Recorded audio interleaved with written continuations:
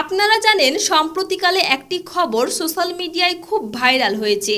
পাঁশকুড়ার বাসিন্দা ছোট্ট কৃষ্ণেন্দুকে তার মা দোকান থেকে একটি চিপস কিনে আনতে বলে। ছোট্ট ছেলেটি দোকানে গিয়ে দেখতে পায় দোকানে কেউ নেই। অনেকক্ষণ অপেক্ষা করার পর তার চোখ যায় দোকানের সামনে পড়ে থাকা একটি চিপসের প্যাকেটের ওপর। সে ওই চিপসের প্যাকেট কুড়াতেই দোকানদার এসে তাকে ধরে ফেলে। সে পেশায় ছিল একজন সিভিক ভলেন্টিয়ার। সে গর্ব করে সকলের উদ্দেশ্যে বলে, চোর ধরেছি, দেখবে এসো। বাজার ভর্তি মানুষের সামনে ছোট্ট কৃষ্ণেন্দুকে কান ধরে উঠবস করায়। এই অপমান কৃষ্ণেন্দুর ছোট্ট হৃদয়ে গেঁথে যায়।